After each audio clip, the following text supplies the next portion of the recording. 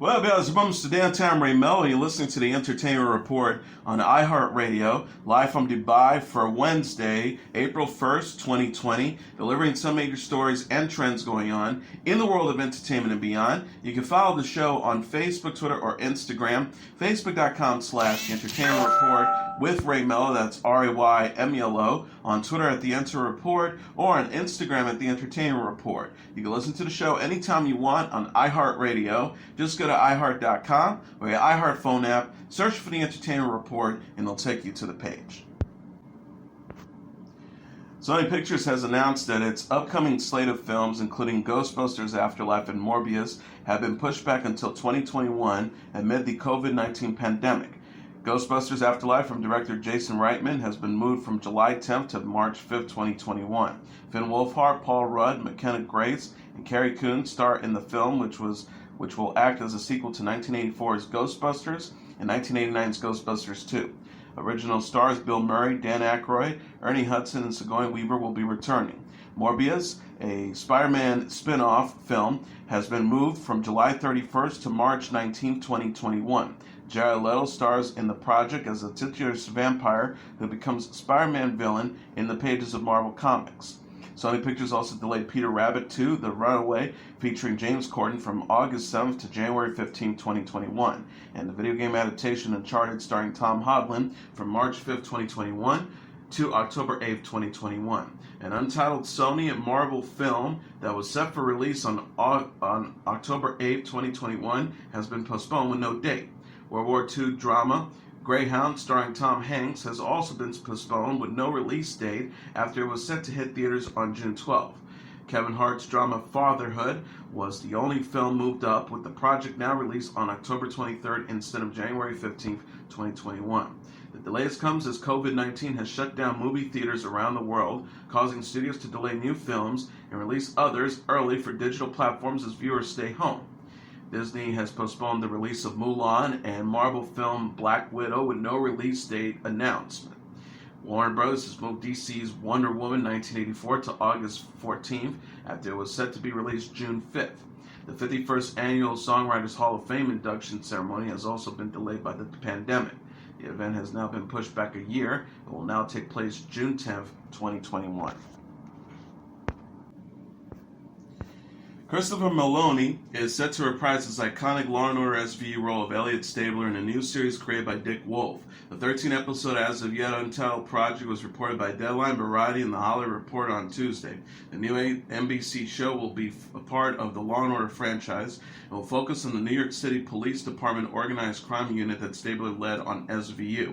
Mac Olmstead, former executive producer for Chicago PD, is in talks to serve as the lead writer and showrunner. A fan asked Meloni on Twitter, "Sir, can you please confirm you're coming back as Stabler so we can all sleep easily from the first night since quarantine began?" Meloni tweeted back, "Sleep tight." The actor played Stabler for the first 12 seasons of SVU, leaving in 2011. The actor has since appeared in the TV shows Happy, Surviving Jack, Underground, True Blood, and The Handmaid's Tale. SVU was renewed in February for 3 more seasons. It will now stay on the air through at least season 24. The second half of Rick and Morty Season 4 will begin May 3rd, Adult Swim announced Wednesday. The second half will include 5 new episodes starting on May 3rd at 11:30 p.m. Eastern Standard Time. The first half of Rick and Morty Season 4 began in November, also with 5 episodes. Adult Swim released a poster and a teaser trailer for the new batch of episodes, featuring the titular duo going on more comedic adventures across the universe.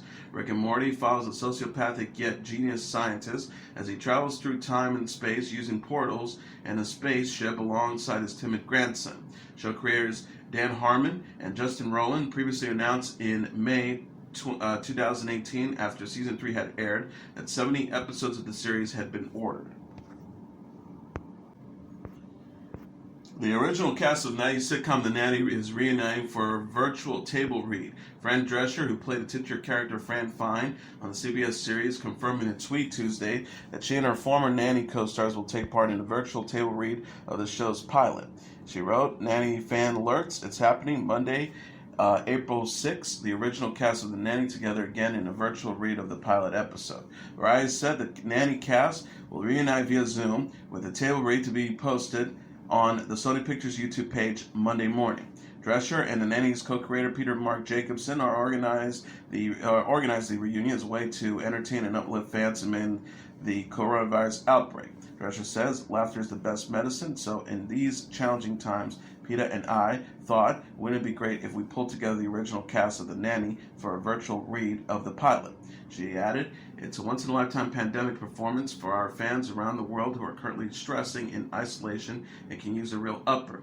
It sure has given each of us a lift, and we hope it does for you as well." The reunion will feature Drescher, Charles Sognesi, Daniel Davis, Lauren Lane, Nicole Tom, Benjamin Salisbury, Madeline Zima, Renee Taylor, Alex Sternin, Ann Hampton Halloway, Dee Dee Rescher, Rachel Chagall, and Jonathan Penner.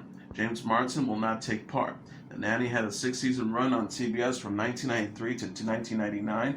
In honor of the reunion, Logo will air a Nanny marathon featuring the pilot and 9 other episodes that begin Monday at 8 p.m. Eastern Standard Time. Drescher presently stars as Debbie Klein on the NBC series Indebted. Today, co-host Savannah Guthrie has returned to the show following her illness. The 48-year-old television personality reunited with co-host Hoda Kotb on the series Monday after completing a cautionary quarantine amid the coronavirus outbreak. Guthrie and Kotb celebrated their reunion while sitting several feet apart on the Today set. Kotb told Guthrie, "So many things are not normal, and in this moment right now, as I'm looking at you, something finally is. It's good to see your face." Guthrie agreed. "It feels good to be in the same room. I wish we were closer, like we used to snuggle up, but we're practicing our social distancing." Guthrie also shared a selfie with Kotb on Instagram. She wrote, "Reunited," adding 3 heart emojis. Guthrie spent the past 2 weeks working home after coming down with a sore throat and a runny nose. Guthrie said on March 17th on Instagram, "An abundance of caution and to the model, the supervigilance of the CDC has asked of all of us. I stayed home because I had a mild sore throat and a runny nose. This was the advice of the NBC superb medical team and my bosses." She added, "I feel good and sure I will be back in no time. During these days, it's on all of us to be extra cautious and caring of those around us." Guthrie previously missed several weeks of Today in December and January after injuring her eye during an incident with her 3-year-old son, Charlie. She returned to the show January 6th after recovering from retinal detachment surgery. Kotb herself missed a week of Today this month after coming down with the flu. She returned to the show March 9th and said she was feeling 100% better. Kim Kardashian appeared on The Tonight Show at Home Edition and discussed with Jimmy Fallon her upcoming Oxygen documentary, The Justice Project, and how she is fighting for criminal justice reform. The reality star spoke to Fallon on Monday from her mother, Kris Jenner's glam room through webcam. Fallon has continued to host this new version of The Tonight Show from home and conduct remote interviews amid the COVID-19 pandemic. Kardashian says the documentary will follow her personal journey with justice reform. She said she got involved after helping Alice Johnson get released from prison. Johnson had served 22 years for a low-level drug offense and was given a presidential pardon in June 2018. Kardashian says, "I was a bit judgmental and thought to myself, like, okay, I can handle supporting someone that is nonviolent, until I went to go visit prisons and I started to meet with so many people that are incarcerated that shared their stories with me and explained to me that maybe when they were 14 years old they did a horrific crime." The 39-year-old noted that some of her contacts were said to be in prison for the rest of their lives despite being totally rehabilitated and already incarcerated for many years. She continued, "I heard this story so many times and it just broke my heart that just because people have done some horrific things, and I do believe people that do a crime have to do the time, but it's just a matter of like what is fair." The Justice Project, it will air Sunday at 7 p.m. Eastern Standard Time on Oxygen. Debi Mazar is feeling a lot better after being diagnosed with coronavirus earlier this month. The 55-year-old actress said in an Instagram video Monday that she's almost symptom-free after testing positive for COVID-19 on March 21st. Mazar says, "Thank you for all for reaching out via text, email, Instagram. I am feeling a lot better. I'm not 100%, but this virus really kicks your ass. It really does." The younger star said she's nearly symptom-free, but is still experiencing a loss of taste and smell. Mazar says, "It's been 2 weeks and I'm almost symptom-free. I can't taste still. It's slowly coming back. I can taste little things. I can smell a little bit." She added, "Thank you anyways for all your well wishes, your prayers. It meant so much to me." Mazar said she had a fever of 101, 102 degrees, severe headache, and dry cough, and insane strong body aches and pains during her illness. She lost her sense of taste and smell at around day 5 and started having a heavy feeling in her chest around day 10. Mazar announced March 21st that she tested positive for coronavirus 4 days after she took the test. The actress wrote on Instagram at the time, "I've just tested positive for COVID-19. I'm okay." She said, "I'm hoping I've been through the worst of it already. It's very Morty. One day I feel crappy, and the next I'm normal. Today my lungs are heavy, but I'm tough. I can breathe, and I'm going to heal here in my home." Actors Tom Hanks, Rita Wilson, and Daniel Day Kim, and television personality Andy Cohen are also feeling better after testing positive for COVID-19 this month. Kim said in the video Sunday that he is virus-free, while Cohen started filming Watch What Happens Live remotely on Monday.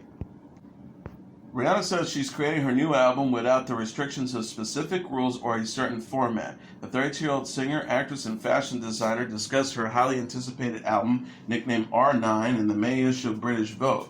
Rihanna has yet to announce a release date for R9, her 9th studio album, and her first album since Anti, released in January 2016. She told the magazine, "I can't say when I'm going to drop, but I'm very aggressively working on music."